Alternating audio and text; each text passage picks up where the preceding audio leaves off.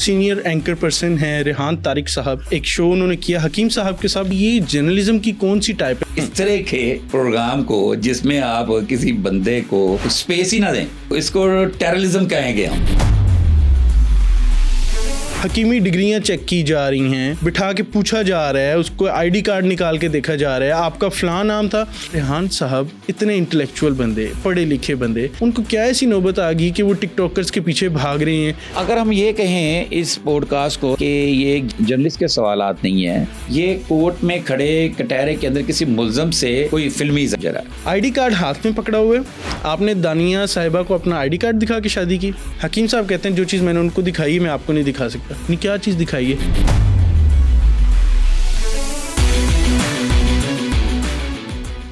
नाजरीन, आज हमारे साथ मौजूद हैं senior crime analyst Naseem Qureshi साहब, जिनसे हम जानेंगे कि हालिया होने वाले एक प्रोग्राम जिसमें रेहान तारिक साहब एक हकीम साहब की इज्जत का फालूदा बना रहे थे, क्या ये वाकई ही जर्नलिज्म की एथिक्स के अंदर फॉल करता है? क्या रेहान तारिक साहब को वाकई ही ये करना चाहिए था? क्या जो पॉडकास्ट में बिलो द बेल्ट बातें हुई, उनके घर तक बातें गई, दानिया साहिबा के बारे में बातें की गई, क्या वो मुनासिब थी? क्या वो वाकई करनी चाहिए थी?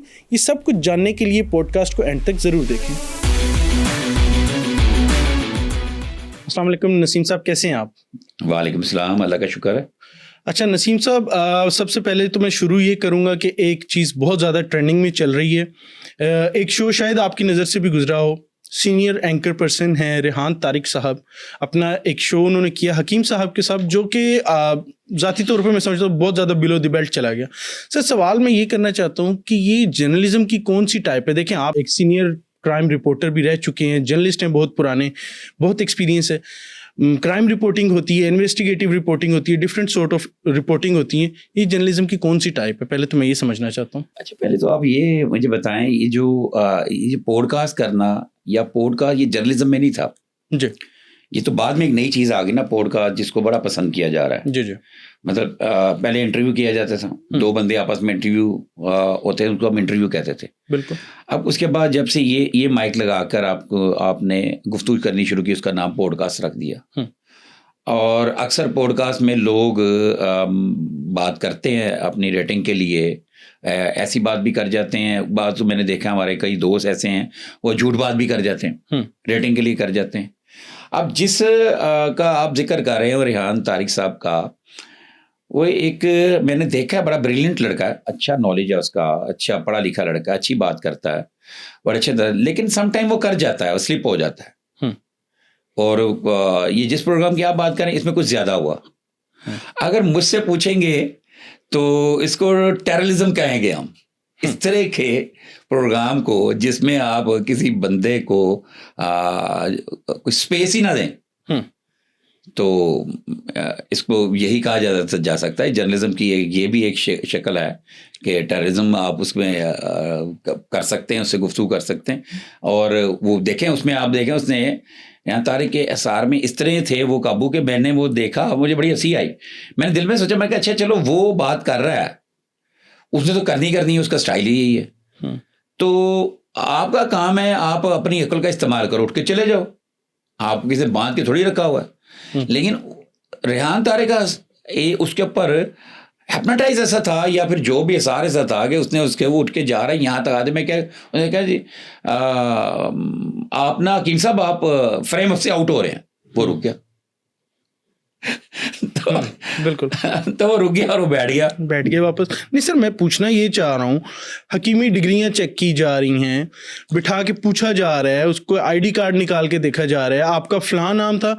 अच्छा, उनके मना करने के बावजूद कि मैं कस्टडी में रहा हूँ, जो एक नाम मंसूब था लोहा पहाड़ के नाम से, वो नाम मंसूब था, वो कह रहे मेरा नाम ये ना लें, उसके बावजूद उनको साबिक नाम आपका लोहा पहाड़ ये वो। देखिए, ये मेरे लिहाज से कि ये तो बड़ी अनएथिकल चीज़ है। एक बंदा मना करे कि मैं इस कस्टडी में रहा हूँ, मेरे नाम हट चुके, मेरे नाम ना लें।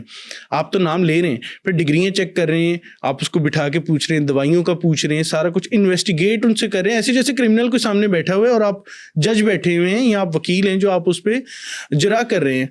मतलब मैं पूछना ये चाह रहा हूँ कि क्या ये जर्नलिस्ट को जेब देता है कि, और फिर देखें बात तो ये है ना कि जो शो, मैंने पहला सवाल भी किया, जो चीज़ें बिलो द बेल्ट गई हैं वो क्यों गई हैं, और ये पहला मौका नहीं। मिस्टर पतलू के प्रोग्राम में देखने वाले भी जारी सी बात है जानेंगे कि पिछले प्रोग्राम में भी ये सारा कुछ हो चुका है, जिसमें वो बहुत ज़्यादा मतलब उनकी बहस मुबाहिसा हुआ, लड़ाई हुई। तो रेहान साहब इतने इंटेलेक्चुअल बंदे, पढ़े लिखे बंदे, उनको क्या ऐसी नौबत आ गई कि वो टिकटॉकर्स के पीछे भाग रहे हैं। मिस्टर पतलू ने कहा आप 6 माह तक मुझे टाइम नहीं दे रहे थे, मैंने आप पे मेहरबानी कर दी, टाइम दे दिया आप पे। फिर वो एक प्रोग्राम में बैठ के उसको धमकियां लगा रहे हैं रेहान साहब। तो ये सर ये क्या है? आप एक सीनियर रिपोर्टर रहे हैं, सीनियर जर्नलिस्ट हैं, क्या जर्नलिस्ट को ये चीज़ें जेब देती हैं? आप भी एक जर्नलिज्म के तालिब इल्म है, बिल्कुल मैं भी हूँ, मैं अपने आपको तालिब इल्म ही समझता हूँ, वो एक अलग बात विजिटिंग फैकल्टी मेंबर है। रेहान तारिक साहब का एक फॉर्मेट है जो मैंने समझा, मैंने इनके सिर्फ 2 प्रोग्राम देखे हैं, वो भी आधे आधे। एक मैंने प्रोग्राम देखा था डीआईजी फैसल कामरान साहब के साथ, ठीक है, और दूसरा मैंने ये देखा, यहाँ तक ही देखा था जहाँ पे वो उसको उनसे बात स्टार्टिंग ही थी, जब उन्होंने कहा आप उस फ्रेम से आउट हो रहे हैं, तो वो बैठ गए हैं, तो उसके बाद उन्होंने कहा ये तो क्रॉस क्वेश्चनिंग तो होगी। तो मुझे ये फील हुआ था जैसे हम किसी कोर्ट में खड़े हैं।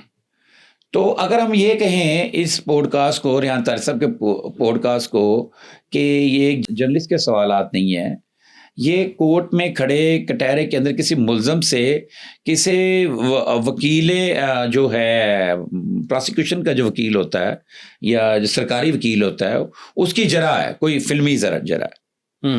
तो ये मेरा ख्याल ये वही अंदाज था कि आपसे तो सवालात होंगे। और ये मैं अभी आपसे सुन रहा हूँ, ये बात मैंने नहीं देखी कि डिग्रियां चेक हुई। हकीमी डिग्री उन्होंने ऐसे करके दिखाई, उनको पास जाके दिखाई।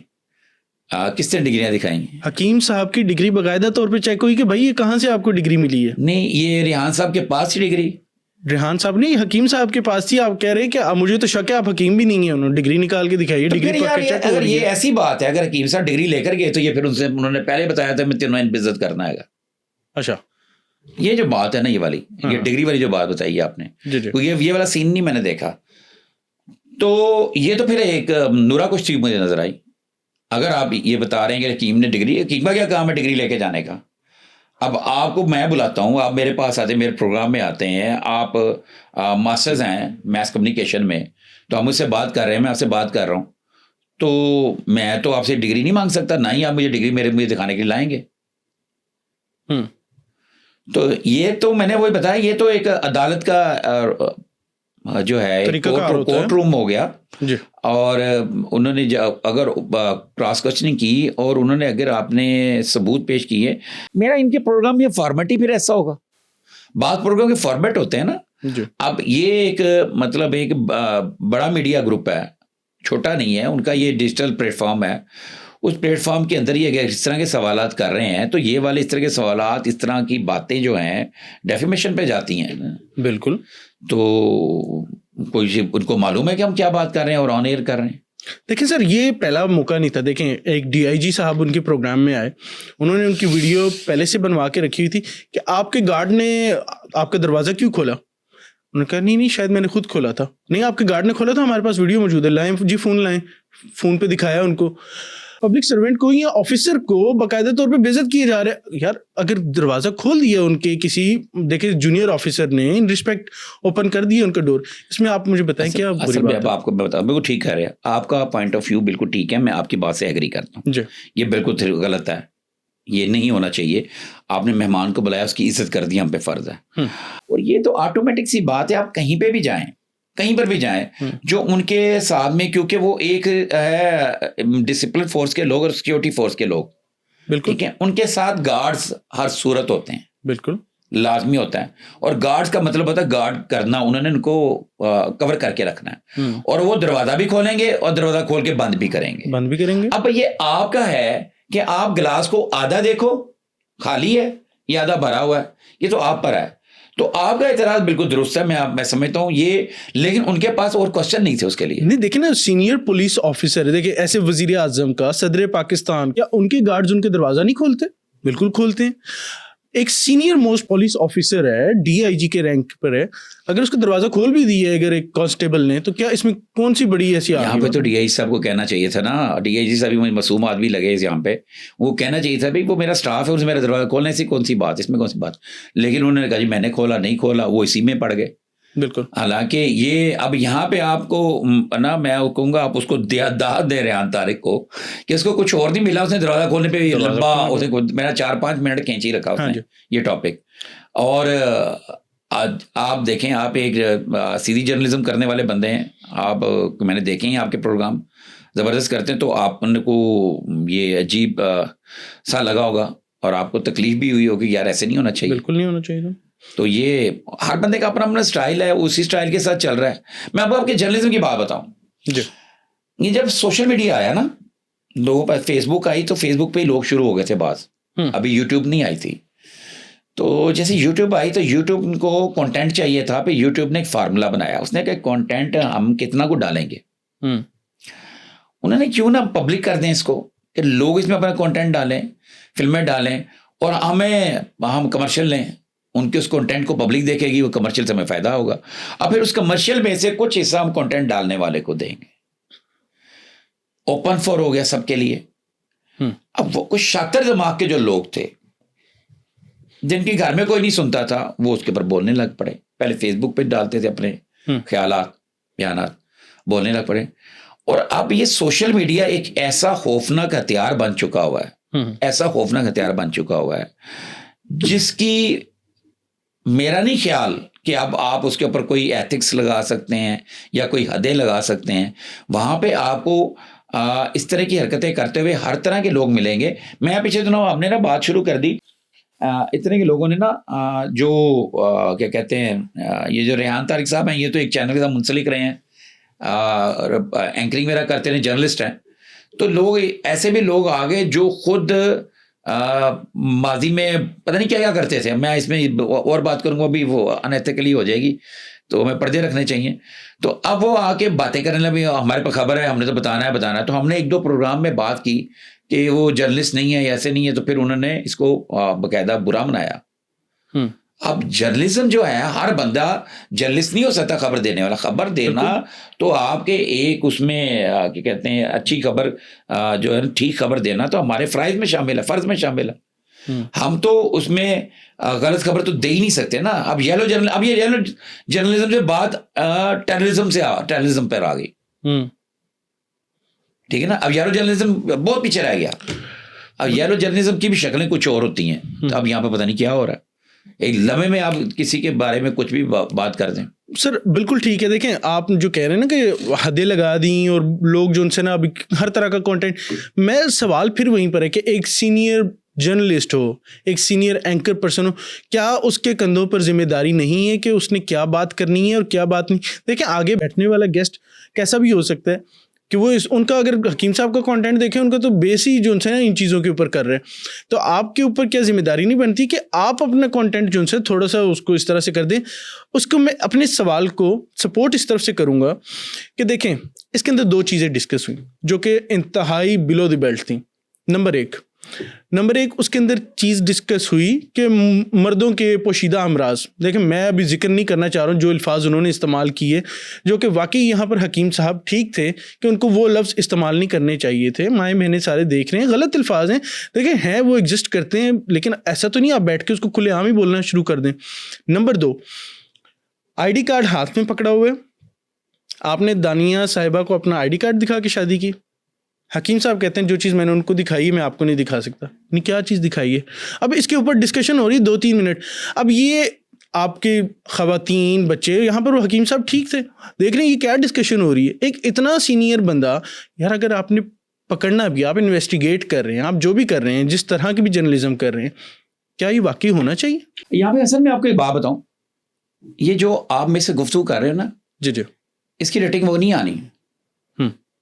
अब बात मेरी फॉलो करो ज़रा, आप समझने की बात है, क्योंकि हमारे में और कुछ लोगों में फ़र्क है। हम तो उस वैसे ही बात करेंगे अपने उसमें एक लिमिट में रह के, एथिक्स में रह के। मैं प्रेस एथिक्स पढ़ाता हूँ, ठीक है ना, तो मैं कैसे इसके अगेंस्ट जा सकता हूँ? ठीक है। अब आपने मुझे सवाल किया कि क्या ये दुरुस्त है, नहीं दुरुस्त, लेकिन यहाँ पे मैं एक बात ये बोलूँगा, हो सकता है उनका ये फार्मेट हो, उनका हो सकता है ये पॉलिसी हो कि आपने गेस्ट को बुलाना और उसको उसके कपड़े उतार देने, उसको बेइज्जत कर देना है। उसको सही आप वाली आपके सवाल का सही जवाब देते उसको बेइज्जत कर देना है। मैं बोलूंगा तो कपड़े उतार देने, ठीक है ना। और अब ये रही लोहा पहाड़ की जो जूम एनी बात है, तो जूम एनी बात से वैसे उनको इज्तनाब करना चाहिए था। मेरा ख्याल है कि उनको उस चीज़ का ख्याल नहीं रहा कि वो क्या जूम एनी बात कर रहे हैं। वो कर रहे हैं, वो बड़ा समझदार सियाना आदमी है। मैंने देखे हैं उसके जो थोड़े थोड़े से, अक्सर उसकी रीलें में देखता हूँ, रील आती है ना, छोटी सी होती है, तो मैं उसमें देखता हूँ वो बड़ा परफेक्ट सा टू दी पॉइंट सवाल करता है और बंदे को लाजवाब करता है। उसने बड़ी रिसर्च की होती है, इसके काम किया होता है। अब देखो ना, अभी छोटी सी बात अभी आपने बताई है कि DIG की गाड़ी है, उसने वीडियो लगाई हुई कि बनाओ भी इसकी वीडियोस की, हमने बॉडी लैंग्वेज पे बात करते हैं। उसकी टीम इतनी ज़बरदस्त है कि वो जब बैठ के DIG को कंपनी दे रहा है, उतनी देर तक उसकी टीम ने उसको सेंड कर दिया, सर ये इसने दरवाज़ा खोला, ये या इसने पहले से तय किया हुआ था, ये आपने कैप्चर करना है कि दरवाज़ा कौन खोलता है। बिल्कुल DIG साहब खुद दरवाज़ा खोल के बाहर निकलते हैं या फिर वो दरवाज़ा को खोलता है। यहाँ तक मैं मेहमान को भी कसूरवार ठहराऊंगा ना, तो उनको भी तो कुछ समझदारी का काम लेना चाहिए। उन्होंने कहना भाई मैं डिसिप्लिन फोर्स में, उन्होंने ऑटोमेटिक एज पर डिसिप्लिन उन्होंने मेरा दरवाज़ा खोलना है सीनियर जूनियर का, क्योंकि डिसिप्लिन फोर्स में तो होता ही ये है कि आपने सीनियर को आते देख के सलूट मारना। अब इसमें भी कोई इतराज उठाएगा कि सलूट क्यों लिया तुसी, नहीं ले सकता ना। लेकिन अगर आपने लेना है, उसका अंदाज है, अपना एक स्टाइल है, उसके ऊपर आपको वो व्यूज मिलते हैं, उसके ऊपर आपको रेटिंग बढ़ती है, उसके ऊपर आपसे लोग बात करते हैं, तो आप करेंगे। अब ये पतलू वाली जो बात आपने की थी, पतलू वाली बात कि पतलू के पास गए, ये बात से मुझे याद आया, मुझे फौरी बात कर रहा हूँ। पतलू के पास गए और पतलू ने बात कर दी कि जनाब आप मेरे पीछे आते रहे थे, रेटिंग के लिए आ रहे थे, ये कर रहे थे, वो कर रहे थे, ये वो। पतलू की जितनी अकल है, जितनी दानिश है, उसके साथ पतलू बिल्कुल ठीक बात कर रहा था। लेकिन आपको ये बुरा लगा कि ये एक सीनियर जर्नलिस्ट है और पतलू ऐसी बात कर रहा है, इसको ये सारी कम्युनिटी की इंसल्ट करवा रहा है, आपको ऐसे लगा। और जबकि ये रेहान साहब गए ही पतलू को कैप्चर करने थे, इनको अपने प्रोग्राम की रेटिंग चाहिए। तो इसका मतलब उनकी बात सच्ची होगी कि आप जो उनसे ये टिकटॉकर्स के, हकीमों के जो लोग वायरल हैं, इनके पीछे पीछे भाग रहे हैं जस्ट रेटिंग के लिए, अपने सब्सक्राइबर बढ़ाने के लिए। सर बिल्कुल दुरुस्त बात है आपकी, 100% दुरुस्त बात है। रेटिंग के लिए बंदा जाता है, रेटिंग के लिए। अब तो ये होता है कि लोग किसी से पूछते हैं, कोई कहता है जी आपने मेरे पॉडकास्ट में आना है, तो वो सबसे पहले कहता है अच्छा मैं आ जाऊँगा, साथ ही अपने टीम से कहता है इसके वो चेक करो कितने हैं सब्सक्राइबर, कितने हैं। तो गेस्ट भी नहीं आता, गेस्ट भी आपके अपने ज़ाती रिलेशंस पे आता है, ठीक है। अब रेटिंग के पीछे तो हर बंदा जाता है, सर रेटिंग तो हर बंदे को चाहिए। मैं आपके सवाल का जवाब दे रहा हूँ ना सर, मैं आपके सवाल का जवाब, रेटिंग के पीछे हर बंदा जाता है। अब यहाँ पे मिस्टर पतलू ने जो कहा, अब आपका ये मौकफ है, और आप जैसे अगर मैं भी ये होगा कि आपका एक कद काठ है, आपका एक एक्सपीरियंस है, एक कल का एक बंदा है जो पंक्चर लगाता हुआ या कोई और काम करता हुआ या कोई छोटा मोटा काम करता हुआ अचानक टिकटॉक लाइव के जरिए पैसे मालदार हो गया, अब दुबई बेस हो गया, और वो एक क्वालिफाइड जर्नलिस्ट की इंसल्ट कर रहा है ये कह के कि जी तुसी रेटिंग वास्ते आया, मैं तुम 2 महीने 3 महीने। ये पतलू की कमजरफी है। वैसे आप वाला पॉइंट ठीक है कि ये इंसल्ट है, उसने इस तरह बकवास की, इस तरह बात की, इस तरह उसने जवाब दिया, जो भी उसने कहा मिस्टर पतलू ने। ये मिस्टर पतलू का अपना देखने का अंदाज है, वो खुद ये सोच रहा है। और इन्होंने जाके उसके फिर इनका मेरा झगड़ा भी होता रहा, कोई मैंने झगड़ा अच्छा खासा चल रहा है अभी भी। हाँ जी, इनका देखा एक दूसरे को गाली गलोच और ये वो सारा हो रहा है। और हो सकता है रेहान साहब का कल को आपके साथ भी हो जाए झगड़ा कि आप ये बिल्कुल सीनियर जर्नलिस्ट को बिठा के आप क्या गुफ्तगू कर रहे थे। हो सकता है मेरे लिए बड़े रिस्पेक्टेड है रेहान साहब। देखिए मेरा सवाल फिर वहीं पर है कि देखिए सर, हमारे साउथ पंजाब, देखिए हकीम साहब जो थे वो साउथ पंजाब से उनका ताल्लुक है। साउथ पंजाब के अंदर हमारे बेशुमार ऐसे लोग बैठे हुए हैं कि जो कि हर कौम के हीरोज़ हैं, ठीक है। इसी तरह सेंट्रल पंजाब को आप देखें तो बेशुमार लोग बैठे हैं जो कि हमारे हीरोज़ हैं। आप उनको छोड़ के ये जो टिकटॉकर्स पे बैठे हुए हैं, जो देखें हकीम साहब का इंटरव्यू करने का मकसद देखें ना, कुछ चीज़ समझ आती है कि बहुत बड़ा कौम का मामार है, कोई हीरो है, कोई उसने बहुत बड़ा कारनामा। एक बंदा एक मर्दों की जो उनसे पोशीदा अमराज की दवाइयाँ बेचता है, आके अजीब सा कंटेंट बना के डालता है। आप उसको पॉडकास्ट में बिठा लिया, आप उससे पूछ रहे हैं कि जी हाँ जी आप बताएं कि ये पोशीदा अमराज का लफ्ज़ क्यों आप इस्तेमाल करते हैं, इसका अल्टरनेट लफ्ज़ बताएं। फिर जो पहले सवाल किया, आपकी दानिया साहिबा के साथ शादी हुई है, तो आपने उनको क्या दिखाया? अब आप मुझे ये बताएं कि अभी कोई बंदा बैठा हुआ है सामने, एक सीनियर जर्नलिस्ट, जहान साहब मेरे लिए बहुत रिस्पेक्टेड है, लेकिन देखिए सवाल करने का भी कोई, आपने क्या दिखा के उनको शादी की? अभी कोई बातें करने वाली क्या चीज रह जाती है? अच्छा ये देखिए ना, यही तो मैं आपको बात की, हमने पहले बात ये वाला सवाल डिस्कस कर लिया है, लेकिन देखिए आपने दोबारा किया तो मैं इसका दोबारा जवाब वाकई गलत है, नहीं करना चाहिए था ऐसे। वो क्या मतलब इसका, जो मैनी बात में आप 50 किस्म के मायने निकाल रहे हैं। बिल्कुल ठीक है, और अगर मैं गलत नहीं समझूं 50 में से जो सबसे 49 जो मैनी है वो एक ही तरफ जा रहे हैं। देखिए वो दोनों हंस रहे हैं, ऑडियंस क्लैपिंग कर रही है, सब एक ही चीज समझ रहे हैं ना, किस तरफ बात जा रही है। जो उसके मीनिंग्स हैं वो एक ही साइड पर जा रहे हैं, बॉडी लैंग्वेज बता देती है, समझ रहे हैं। बिल्कुल मैं भी समझ रहा हूँ, हमें दोहराने की जरूरत नहीं है। तो हमें इस तरह की जूम यानी बात नहीं करनी चाहिए, क्योंकि हमें जो है ना, आपके ना बहुत सारे लोग आपको अपना मेंटोर समझ रहे होते हैं। बिल्कुल ठीक है ना, आप अपने मेंटोर को क्या, अब जो आपको जो मेंटोर समझते हैं, आप उनको क्या जवाब दे रहे हैं? अब जैसे हमारी गुफ्तगू में पता लगा था, आप भी जीसी यूनिवर्सिटी में विजिटिंग फैकल्टी मेंबर हैं। बिल्कुल। मैं भी 2006 से पंजाब यूनिवर्सिटी में पूर्व डिपार्टमेंट में विजिटिंग फैकल्टी मेंबर हूँ। बिल्कुल। तो मैं पढ़ाता हूँ, तो मुझसे क्वेश्चन करते हैं बच्चे कि सर ये क्या, ये क्या। मुझे तो मेरे कई बच्चे आके कहते हैं कि सर आपके सब्सक्राइबर इतने हैं, फलाना बंदा अनपढ़ चिट्टा है, उसकी बात देखें, उसके कितने सब्सक्राइबर, उसके सब्सक्राइबर कितने। इसमें अब आपको थोड़ी चीज़ सब मैं समझाऊंगा, आप बस ना आपकी बात आपने समझनी है, बल्कि झटकी या दाद में समझाता हूँ, आसान में बिल्कुल ही। हमारे 24 करोड़ आबादी है, आप मुझे बताएं उसमें पढ़े लिखे कितने % लोग हैं? लिटरेसी रेट लो है पाकिस्तान का। हाँ जी, हम कर लेते हैं ऐसे तय कर लेते हैं कि जो पढ़ना लिखना जानते हैं वो आप लगा लें कोई 5% होंगे। ठीक है, अब आप उसके बाद जो मास्टर्स जिन्होंने किया हुआ है वो जान लेंगे 4% होंगे। जिन्होंने ग्रेजुएशन इंटर ग्रेजुएशन किया हुआ है वो आप लगा लें, उसके बाद कोई 7% होंगे। ठीक है जी, अब उसके बाद आप लगा लें जिन्होंने PhD और MPhil या डॉक्टरेट किया हुआ है वो 1 या 2% होंगे, पूरे में से 1% होंगे। ठीक है, ये मतलब 24 करोड़ में से सबसे ज़्यादा जो बिल्कुल ही फारग लोग हैं, अनपढ़ लोग हैं, वो तो आ जाएंगे कोई 60-70% है, या 50% या 40% लगा लें। बाकी ऊपर आपने जो की है उसको जमा तफरीक करें। अब हम इतना मैथ में थोड़े वीक हैं, लेकिन समझने वाले बात हमारी समझ रहे हैं।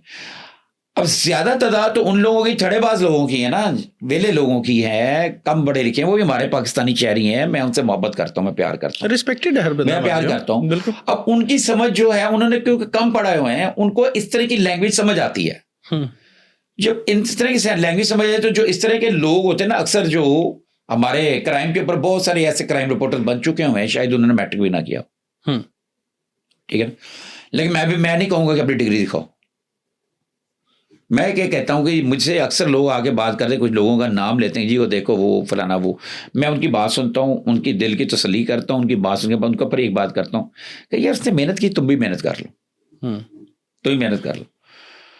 तो ये चीज़ों को समझो कि जिस चीज़ को वो एड्रेस कर रहे हैं वो तादाद ज़्यादा है, वो यही सुनना चाहती है। आपके ऑडियंस जो है वो तादाद कम है, वो लोग हैं जो मैट्रिक से लेके PhD तक वाले लोग हैं, उसके दरमियान वाले लोग हैं जो आपकी बात को समझेंगे। और जिस दिन आपने कोई ज़ूम यानी बात की तो वो हो सकता है वो आपका चैनल छोड़ दें। समटाइम आप देखें ना कि आपका चैनल, अगर आपके सब्सक्राइबर हैं 1,32,309 तो 8 भी हुआ होता, कोई एक छोड़ के भी चला जाता है किसी बात से। अच्छा सर, इसके अंदर एक और चीज़ अभी आपने जिक्र किया ना, मेरे भी पढ़ाने का, कि मैं भी विजिटिंग फैकल्टी मेंबर हूँ, आप भी हैं। देखिए कल को हमें बच्चे अगर सवाल करते हैं कि जो जर्नलिज्म आप सिखा रहे हैं, जो हम किताबों में जर्नलिज्म के एथिक्स सीख रहे हैं, वो एथिक्स हैं या ये जो रेहान साहब, मैं फिर कह रहा हूँ मेरे लिए बहुत रिस्पेक्टेड है, बहुत सीनियर एंकर पर्सन है, बहुत सीनियर जर्नलिस्ट हैं, लेकिन जो उन्होंने चीज़ की है, आने वाले बच्चे, आने वाले एंकर्स, आने वाले जर्नलिस्ट, रिपोर्टर्स, वो क्या सीखेंगे इससे? कि क्या वाकई ही किसी की जो इंसान कैमरे के सामने बिठा के उसकी इज्जत उतारी जाए, उसको बेइज्जत किया जाए, उसके ऊपर इस तरह के क्वेश्चंस किए जाए बिलो द बेल्ट, क्या ये जर्नलिज्म है? क्या ये जर्नलिज्म का फेस है? देखो, मैं इस चीज़ पे असल मेरी बात को समझना, मैंने भी आपको डिस्क्राइब किया कि ये इतनी लिटरेसी रेट है, ये और ये इस तरह ही ना हमारे इंसानों का ना मेंटल लेवल होता है। रेहान तारिक को बहुत सारे स्टूडेंट जो कॉपी करेंगे, बिल्कुल, क्योंकि वो एग्जाम्पल है, मिसाल है, एक बड़े प्लेटफॉर्म पे है और उसके पीछे उसका एक पीरियड है, मेहनत करता है, मतलब न्यूज़ एंकरिंग करता है, रोड शो करता है, अब करता करता पोर्ट, हाईली एजुकेटेड बंदे हैं, हाईली, उसकी गुफ्तगू से पता चलता है ना, बिल्कुल, जब वो गुफ्तगू कर रहा है तो उसे पता चल जाता है कि वो बंदा वो पढ़ा लिखा है, ठीक है, और अच्छे इदारों से पढ़ा हुआ, तो उसको लोग करेंगे। क्योंकि अब जाके ना, अब आप या मैं इस चीज़ को कभी भी दुरुस्त नहीं कर सकते, और ना ही कोई NCCI दुरुस्त कर सकता है, ना ही वो PTA दुरुस्त कर सकता है कि आप तमाम चीज़ों को दुरुस्त कर दें। जब PTV था, PTV की हद तक दुरुस्त थी, ज़बान लैंग्वेज दुरुस्त थी। मुझे इस तरह याद है कि जब हमने मास्टर्स किया था तो उस वक्त फर्स्ट डिग्री थी, फर्स्ट बैच था इलेक्ट्रॉनिक मीडिया का, ठीक है जी, और हमने इलेक्ट्रॉनिक मीडिया मैंने ज्वाइन किया, तो उसकी अब हमारे मास्टर्स में एक इंटर्नशिप होती है, ठीक है, उसमें चैनल थे नहीं, तो इंटर्नशिप PTV में हुआ करती थी सिर्फ, और वहाँ पे PTV में आप उर्दू का तलफ़ुज़, अगर उर्दू प्रोग्राम है तो उसमें आप उर्दू का तलफ़ुज़ एक भी गलत बोलते थे ऑन एयर नहीं जाता था। ठीक है, मेरी बात, मैं समझ गया आपकी बात कि हम मास्टर्स कर रहे थे, मैं इंटर्नशिप में गया तो मुझे तो प्रोग्राम मिल गया, मुझे इंटर्नशिप की जरूरत नहीं पड़ी, फिर मेरा वो प्रोग्राम का जो था उसी में मेरे नंबर लग गए, ठीक है ना, वो ऑटोमेटिक हो गई ना, मैंने काम कर लिया, इंटर्नशिप हो गई, तो मेरे 4-5 प्रोग्राम रिकॉर्ड हो गए, तो वो ऑन एयर चले गए। जब ऑन एयर चले गए तो उसके ऊपर छोड़ डाला कि हमने लाहौरी लैंग्वेज नहीं दिखानी, जो हम जैसे बोलते हैं, बिल्कुल, वहाँ पे उर्दू तो पूरी पक्की, उन्होंने स्पेशली मैसेज दिया कि अपने ये बड़ा ज़बरदस्त प्रोग्राम करता है, इसको बोलें कि ये दुरुस्त उर्दू बोले। ये मुझे याद है अच्छी तरह से, तो मुझे बोलनी पड़ी और मुझे कई दफ़ा रीटेक देने पड़े, लेकिन उन्होंने बुलवाई उर्दू और हमने प्रोग्राम किया। जैसे चैनल आए तो वो उर्दू तो चली गई, पता नहीं कहाँ चली गई। तो अब ये ट्रेंड चेंज होता अब ये आ गया सोशल मीडिया के हाथ में। अब जहां पे ये गन उस बंदे के पास है, ये गन है एक, ये कैमरा जब जैसे आया, माइक जैसे आया, ये गन है, ये एक असला है, और जीबो को पता नहीं कौन सा असला है, और ये अब किसके हाथ में जाता है, वो इसको एयर गन के तौर पे इस्तेमाल करता है, या डबल बैरल बना देता है, या कोई क्लशन बना देता है, या तोप बना देता है, या एटम बम बना देता है। ये तो आपके ऊपर इस्तेमाल करने वाले पे बात है, बिल्कुल। तो अब रेहान तारिक साहब के प्रोग्राम के फॉर्मेट के ऊपर आपका इतराज दुरुस्त है, लेकिन ये चूंकि उनका फॉर्मेट है, उन्होंने यूं ही प्रोग्राम करना है। और बाकी रही मिस्टर पतलू वाली बात, मिस्टर पतलू ने कहा कि आप मेरे पीछे पड़े रहे। अब मैं आपको थोड़ी सी बात याद करा दूं हसन, जर्नलिस्ट का जो एक्चुअली काम है ना, यहां पे मैं आपके बात से इत्तेफाक नहीं करूंगा, उसकी मैं लॉजिक बयान करूंगा। इसमें रेहान तारिक से मेरी कोई दोस्ती नहीं है, बिल्कुल, ना दोस्ती है, ना दुश्मनी है, ना कुछ है। मैंने बताया उसके मैंने 2 प्रोग्राम देखे, लेकिन वो जो जिस तरीके से वो प्रोग्राम करते फिर वो मुझसे बर्दाश्त नहीं हुआ, तो मैंने छोड़ दी। तो पतलू ने जो बात की थी ना, उससे बिलो दी बेल्ट बहुत की थी बात। जर्नलिस्ट का काम है कि कोई चीज के पीछे लगा है तो लगा रहे खोज लगा रहे। तो रेहान तारिक ने अगर 2 माह राब्ता करके उससे कामयाबी हासिल की है, तो ये रेहान तारिक की कामयाबी है। तो मिस्टर पतलू का फेलियर है सर, 2 माह के बाद वो काबू आ गया। सर सवाल ये बंदा भी तो हो ना कोई जिसके पीछे आप लग के कोई स्टोरी भी निकाल रहे हो। नहीं, आप मतलब स्टोरी क्या निकालना चाह रहे हो, पर्पस क्या है सर? अब यहाँ पे अभी हम अपने किसी दोस्त कुली को आके बोलते हैं, वो हमें प्रेस एथिक्स बताए, आप मुझसे प्रेस एथिक्स पर भी पूछने लग पड़े, तो आपकी ये रेटिंग अगर 1 के या 2 के है तो 100 भी नहीं होंगे, 35-36 जाएंगे सिर्फ, ठीक है ना। आप ये देखें यहाँ पे लोग सुनना क्या चाह रहे हैं, देखना क्या चाह रहे हैं। हाँ, कमाल ये है कि आपके प्रोग्राम के अंदर मैसेज जाना चाहिए, आपके प्रोग्राम के अंदर, आपके पॉडकास्ट के अंदर कोई सीख जानी चाहिए ना, कोई पर्पस हो। मैं वही कह रहा हूं, ऐसा कोई चीज होनी चाहिए कि आप उसमें एंटरटेनमेंट के साथ साथ ये जाना चाहिए, खाली एंटरटेनमेंट नहीं। लेकिन अब क्या करें, अब ये चल ही रहा है, तो ये मैंने बोला है कि ये वो बम, एटम बम है, किसी कोई एटम बम बना दे या एयर गन बना दे, सर आपको एक रिपोर्ट देता हूँ जी, तबाही मचा दे। एक और रिपोर्ट देता हूँ। देखें, बात तो होगी ना कि प्रोग्राम हो गया, सारा कुछ हो गया, ऐसे प्रोग्राम का क्या फ़ायदा। अभी हकीम साहब हैं जो, वो गए हैं वकील के साथ खड़े होकर वीडियो बनाई है कि भाई इसने मेरे साथ 50 लाख का वादा किया था, इसने मेरे साथ ये किया, इसने मेरे पैसे नहीं दिए हैं, तो मैं इसको लीगल नोटिस सर्व कर रहा हूँ। और वो देखें, पतलू के बाद में गालियों की वीडियोस और वो इनकी आपस में वो क्लैश चल रहा है, हकीम साहब के साथ किया वो क्लैश चल रहा है। नहीं, ये नहीं मुझे पता, ये क्या दोबारा बताएं, ये क्या है? हकीम साहब का पॉडकास्ट हो गया, उसके बाद ये वायरल हो गया, सारी जो इनकी अच्छी खासी इज्जत का वो मतलब इज्जत खराब हो गई, फलूदा निकल गया। हकीम साहब दी, हाँ जी, आप कढ़ाया उन्होंने। और जो तुसी उठ के जा रहे हो तो चले जाओ, अल्लाह के बंदे तू चला जा। वो कह रहे जब कैमरे फ्रेम से आउट हो रहे हैं, वो फ्रेम से आ गया। अच्छा, तो अब ये हुआ कि जी हकीम साहब बाद में गए हैं, वो किसी वकील साहब के साथ खड़े हुए हैं, उसके बाद बोले जी मेरे साथ 50 लाख का वादा किया था, 50 लाख कि मैं आपको गेस्ट बुला रहा हूँ, मैं आपको 50 लाख पे करूंगा, और वो मुझे पे नहीं किया, मैं लीगल नोटिस भेजने लगूं। लेकिन असल तो बात हमें पता है ना कि असल जो उनकी इज्जत को, जो इज्जत का फलूदा बनाया है, असल तो बात वो है। और अभी 50 लाख की गेम डाल के जी वो करना चाहे, मैं बात फिर सर वही है कि क्या जरूरत थी कि इतना बिलो द बेल्ट जाने की, क्या जरूरत? आखिर में यहाँ पर आ पा रहे हैं। ये 50 लाख वाली बात को मैं जरा क्लियर करूं। हकीम साहब भी मासूम आदमी है, और वकील साहब जो जिनके साथ थे वो भी सीधे आदमी है। इस तरह का 50 लाख का दावा करने से कुछ नहीं मिलना। हाँ, आपने और ये दावा करके 50 लाख का दावा करके आपने जो डेफिमेशन का जो आप केस करने का एक आप अपना हक रखते थे, जो रेहान तारिक को कटहरे में खींचने का हक रखते थे, तो पर्चा कराने, वो आपने अपने आप ही ठुस कर दिया।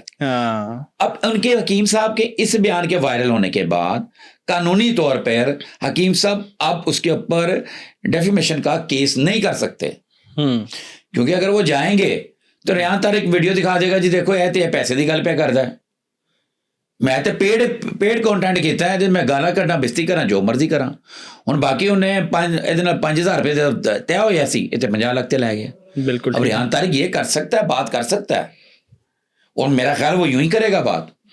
अगर नहीं भी था तो लाइन मैंने दे दी है। मेरे हिसाब से तो अभी उनको नहीं करने चाहिए, बड़ापन दिखाना चाहिए। नहीं कोई बड़ापन नहीं है आप हसन, आप मासूमियत वाली बातें करते हैं। वो सीनियर, देखिए ना, सीनियर जर्नलिस्ट हैं, एक पढ़े लिखे आदमी, हमारे लिए एक आप समझ लें आइडियलाइज करने वाले बंदे हैं। देखिए ना, अब आपने ये बात उठाई है ना, आप एक सुलझे हुए एक समझदार बच्चे हो, लेकिन दूसरे जो लोग हैं, दूसरे जर्नलिस्ट हैं, जो बाकी जो छोटे जो कमिंग जर्नलिस्ट हैं, जो नहीं भी हैं, वो जो कितना मजा ले रहे होंगे, जो आम जो मैंने बताया थोड़े बहुत लोग कितना मजा ले रहे हैं, वो लोहे पाड़ना लेंगे करता। अच्छा सर, आखिर में देखें, उन्होंने जो करना था वो कर दिया। अब मेरी नज़र में, क्योंकि आप भी एक सीनियर जर्नलिस्ट हैं, तो जो सीखने वाले बच्चे हैं, जो अपकमिंग बच्चे हैं, मैं चाहूँगा कि आप अपने एंड से उनको कोई मशवरा दें, उनको कोई गाइडेंस दें, उनको एथिक्स का, जर्नलिज्म की बताएं। कोई 2 मिनट में या मिनट में आप जितना वो उसको करना चाहें, कैमरा इज़ ऑल योर्स, आप जो पैगाम देना चाहें आप दे सकते हैं sir. Thank you very much Hasan, शुक्रिया। आपके जो बच्चे हैं ना, हाइब्रिड बच्चे, उनको खुद से भी बहुत सारा, हम जब आए थे बच्चों, हमारे पास मोबाइल फ़ोन नहीं था, इंटरनेट नहीं था, हमने जाकर लाइब्रेरी में पढ़ना, हमने जाकर स्टडी करनी। हमने जब जर्नलिज्म शुरू किया तो हमने मौके पे जाना, मौके पे जाके तस्वीर उतारनी, वहाँ से जाके तस्वीरें, क्योंकि व्हाट्सएप नहीं था। अब तो व्हाट्सएप पे तस्वीर आ जाती, सब चीज़ें तेज़ हो जाती। मैं अपनी न्यू जनरेशन को जो जर्नलिस्ट बनना चाहता है या जर्नलिज्म बनना, या किसी भी शोबे में है, सिर्फ मैं उससे ये रिक्वेस्ट करूँगा कि वो एक चीज़ तय करे, अपना टारगेट तय करे और उसके पीछे लग जाए। तो सर बहुत शुक्रिया आपके प्रोग्राम का, मुझे भी बहुत कुछ सीखने के लिए मिला और आई होप ऑडियंस को भी मिला होगा। तो इसी के साथ अपने मेज़बान हसन ज़ेब को दीजिए इजाज़त। अल्लाह हाफ़िज़।